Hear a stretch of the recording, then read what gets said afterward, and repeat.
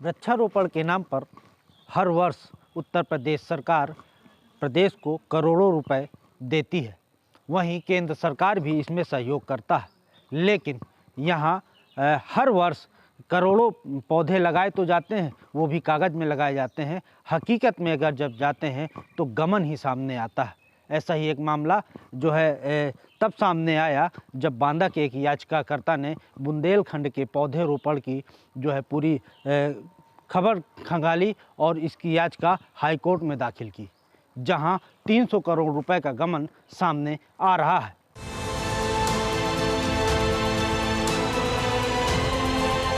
उत्तर प्रदेश का बांदा जिला पेड़ों को खाने के नाम से मशहूर हो रहा है, क्योंकि यहाँ कुछ डकैत हरियाली के दुश्मन बन गए। पुराने दरखास्त जो जमाने के काम आए, आसमानी परिंदों के आशियाने के काम आए। गवाह है बुंदेलखंड में पर्यावरण और पौधे की लूट है, सरकारी आदेश तो बस जलाने के काम आए। ये महज शायरी नहीं है, बल्कि उत्तर प्रदेश के बुंदेलखंड से जुड़ा एक किस्सा है। हर साल करोड़ों पौधे सरकार की तरफ से लगाए जाते हैं, फिर पौधे गायब कहाँ हो जाते हैं, पौधे दिखाई क्यों नहीं देते। वन विभाग की अगुवाई में बीते एक दशक में यहाँ लगाए गए कागजी हरित क्रांति घोटाला क्रांति कैसे बनती जा रही है। उत्तर प्रदेश सरकार यूपी के बाकी जिलों को शामिल कर Guinness book of world record तो बना लेती है, लेकिन जमीन पर जो भ्रष्टाचार बेईमानी का रिकॉर्ड बन रहा है उसका हिसाब कौन देगा। अब तक 300 करोड़ का घोटाला होने का दावा हाईकोर्ट में दाखिल किया गया है। जनहित याचिका में यह सवाल पूछा गया कि जो पेड़ लगाए गए थे वो कहां हैं। सामाजिक कार्यकर्ता आशीष सागर दीक्षित ने एक जनहित याचिका दायर कर 300 करोड़ का हिसाब पूछा है। अधिकारियों को यह समझ ही नहीं आ रहा होगा कि आशीष सागर को पेड़ों की क्या पड़ी है, क्यों मांग रहे हैं हिसाब। साहब अच्छा होता मांग लेते रिश्वत और बंद कर देते वो फाइल, लेकिन 100 बेईमानों के ऊपर एक ईमानदार भारी होता है और ईमानदारी का एक हथौड़ा लाखों बेईमानों पर भारी होता है। आशीष सागर ने कोर्ट का रुख किया। इधर बांदा में अधिकारियों की सांस फूलने लगी। कहानी बेहद दिलचस्प है, समझिए। 2020 में उत्तर प्रदेश सरकार के पर्यावरण वन्यजीव सचिव पवन कुमार को शिकायत भी की गई थी। तत्कालीन सचिव ने यह जांच बुंदेलखंड क्षेत्र के मुख्य वन संरक्षक पीपी सिंह को सौंप दी। लेकिन देश की चिंता किसे है, हरित क्रांति की चिंता किसे है, कौन बचाना चाहता है पेड़ों को। यहाँ तो लोग काटने में दिलचस्पी लेते हैं। नामित जांच अधिकारी ने अपने गले की हड्डी उतारकर चित्रकूट के डीएफओ कैलाश प्रकाश को भेज दी। डीएफओ ने और बढ़िया काम किया कि 7 जिलों की बड़ी जांच को एक एडीओ उप प्रभागीय वन अधिकारी आरके दीक्षित को सौंप दिया। यानी यहाँ जितने खेल नहीं, उससे ज्यादा खिलाड़ी बन गए। जयचंदों की टीम में एक से बढ़कर एक जयचंद है। कौन कितना बड़ा बेईमान है इसकी लिस्ट बाकी है, लेकिन बेईमानी की हद कौन क्रॉस करेगा इसकी भी चर्चा जोरों पर है। लूट ऐसी मची है कि जन सूचना अधिकार के तहत मांगी गई जानकारी को भी विभाग ने नहीं दी। उत्तर प्रदेश सरकार से 10 साल में पर्यावरण संरक्षण और पौधारोपण का रिकॉर्ड तलब किया गया कि बुंदेलखंड सूखाग्रस्त क्षेत्र है। यहाँ पहले ही अवैध खनन व्यापार से पर्यावरण की हालत पतली है, ऊपर से सरकारी विभाग की हरियाली के नाम पर लूट से भविष्य चिंताजनक हो गया है।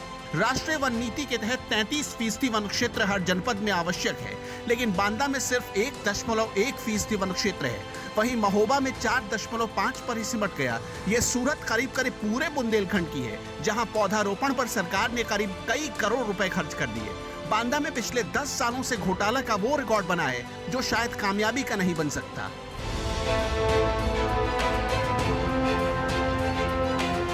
मायावती की सरकार में घोटाले की नींव पड़ी। 2011 में 41 करोड़ का बड़ा घोटाला पकड़ा गया था, तब बसपा की सरकार थी। बुंदेलखंड के अंदर विशेष पौधारोपण अभियान चला था और उसमें करीब 41 करोड़ का घोटाला पकड़ा गया था। बुंदेलखंड की कुल आबादी 2011 की जनगणना के मुताबिक महज 2 करोड़ है, लेकिन आबादी से ज्यादा तो घोटाला हो गया। साल 2019 में यूपी में योगी आदित्यनाथ की सरकार की देखरेख में 20 करोड़ और साल 2020 में 25 करोड़ पौधे लगाए गए।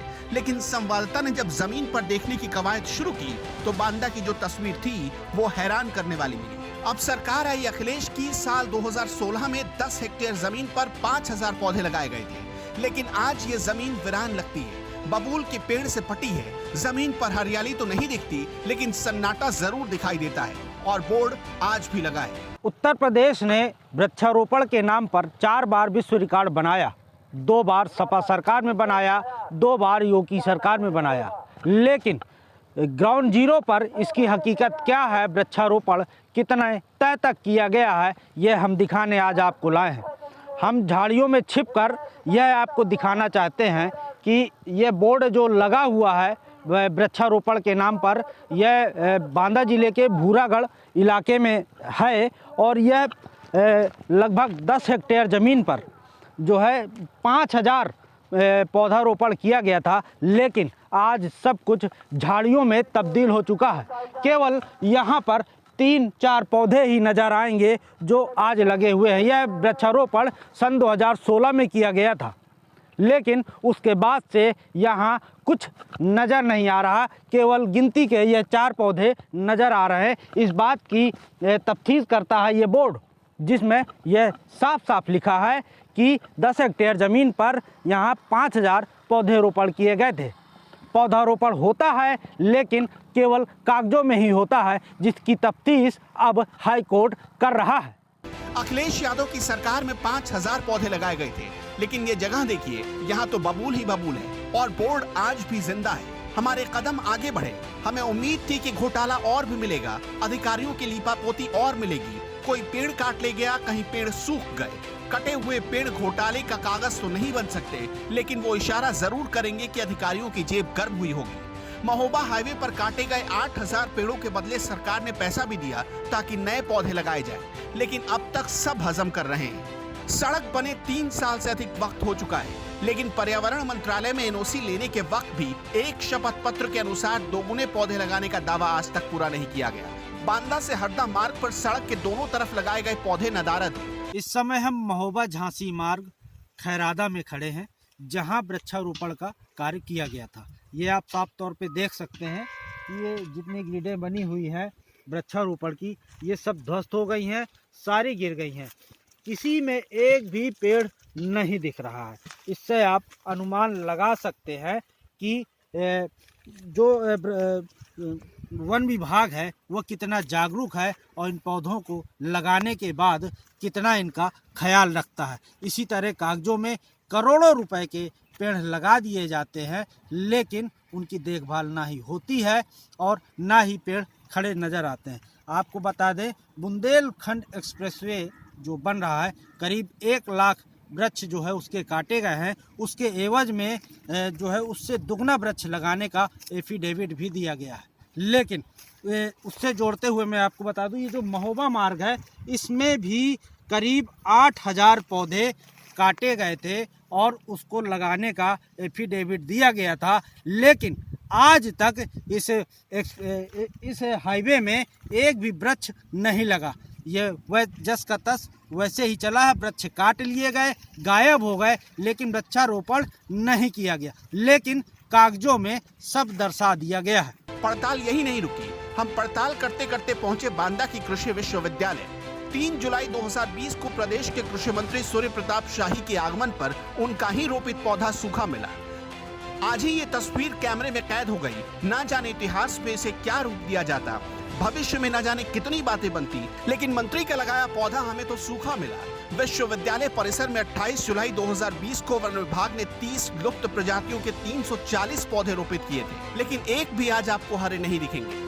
ह्यूमन की लालची नीड्स की वजह से, रिक्वायरमेंट्स, बढ़ती हुई रिक्वायरमेंट्स की वजह से वो फॉरेस्ट कवर जो है वो दिन प्रतिदिन रिड्यूस होता जा रहा है।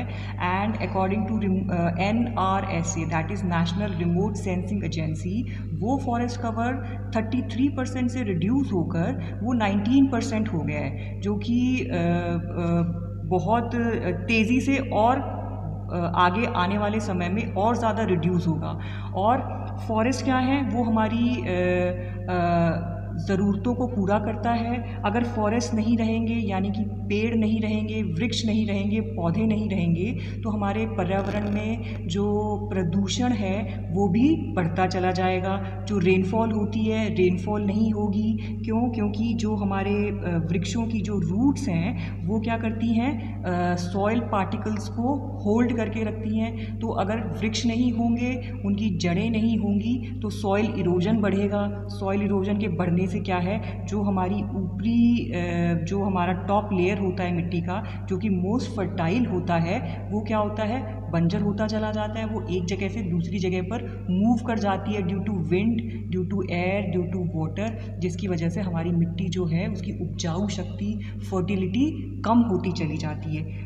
हमें दुख है कि ऐसे वक्त में जब प्रधानमंत्री से लेकर मुख्यमंत्री तक हरित क्रांति को जारी रखने, पौधा लगाने और हरियाली के लिए हर मंच से संदेश देने का काम करते हों, उनके अधिकारी इतने निकम्मे हैं कि वो सरकारी फाइलों में पेड़ों को लगाते हैं और जमीन पर गड्ढा खोदकर खुद की जेब गर्म करते हैं। विश्वविद्यालय के अंदर प्रांगण में है, जहां 3 जुलाई 2020 को कृषि मंत्री, उत्तर प्रदेश के कृषि मंत्री सूर्य प्रताप शाही ने पौधा लगाया था। बताया जा रहा था कि वह पौधा पीपल का था। ये आप पौधा देख सकते हैं कि ये सूख गया है पूरी तरह से, और ये खाद आद अभी सब पड़ी हुई है इसमें। लेकिन जब सोचने वाली बात यह है कि जब मंत्री जी द्वारा लगाया गया पौधा यहाँ के वन विभाग और कृषि विश्वविद्यालय के कर्मचारी और यहाँ के अधिकारी नहीं बचा पाए, तो जो अन्य पौधे हैं, करोड़ों रुपए के पौधे लगाए जाते हैं, उनका क्या होता होगा, यह आप अनुमान लगा सकते हैं। जबकि यहाँ हर वर्ष पौधे लगाए जाते हैं। उसी दौरान उसके 28 जुलाई 2020 को भी यहाँ 30 प्रजाति के पौधे लगाए गए थे, जो कि विलुप्त हो चुके हैं। उन पौधों को लगाने का यह आशय था कि जो विलुप्त हो गए हैं उनको फिर से ज़िंदा किया जा सके। ये आप देख सकते हैं चारों तरफ जो लगा हुआ है, ये वही पौधे लगाए गए थे, जिनमें से कुछ ही ज़िंदा बचे हैं और कुछ जो है सूख गए हैं। अब यह सोचने वाली बात है कि ये तो कृषि विश्वविद्यालय के अंदर की बात है। जब वहाँ यहाँ के ये हालात हैं, तो बाहर के हालात क्या होंगे, यह एक जांच का विषय है और बहुत ही गंभीर विषय है। अगर इसकी जांच हो तो करोड़ों अरबों का घोटाला सामने आ सकता है। वन विभाग का लगभग 300 करोड़ रुपए का घोटाला सामने आ रहा है, जिसे सामने लाने वाले हैं आरटीआई एक्सपर्ट और समाज सेवी आशीष सागर, जिन्होंने हाई कोर्ट में रिट दाखिल की हुई है। आइए उन्हीं से जानकारी करते हैं कि उनको ये जानकारी कब हुई, कैसे हुई और क्या वजह रही कि उन्होंने जो है इस पर काम किया और इतना बड़ा घोटाला सामने लाए। तो आशीष सर जी बात करते हैं। हाँ जी, क्या था जो है कि जब आपको कैसे पता चला कि इतना बड़ा घोटाला जो है वन विभाग द्वारा किया जा रहा है? देखिए, पिछले 10 वर्षों से मैं लगातार वन विभाग की गतिविधियों को निगरानी कर रहा था, बतौर सोशल वर्कर भी और बतौर एडवोकेसी करते हुए भी। चूँकि ये एक ऐसा विभाग है कि ये साइलेंट रहता है और इसकी लोगों पर नज़र नहीं जाती, जबकि पूरा जो एक सामाजिक मुख्य मुद्दा है पर्यावरण का, वो इसी के हवाले रहता है। इसी के मार्फत अन्य विभागों को पौधरोपण की जिम्मेदारी दी जाती है। 10 साल का डेटा हमने कलेक्शन किया सूचना अधिकार के द्वारा। इन्हीं के विभागों से यहाँ से लेकर के लखनऊ तक शासन से क्वेरी करी, उनके डेटा कलेक्शन किए। इसके बाद में बीच में हम इनको शिकायत कंप्लेंट करते रहे। अभी पिछले सितंबर 2020 में हमने एक शिकायत करी थी बुंदेलखंड में, जो पिछले 10 सालों में पौधरोपण के नाम पे 300 करोड़ का घोटाला हुआ है। तत्कालीन IFS अधिकारी थे पवन कुमार लखनऊ में, उनको हमने शिकायत किया।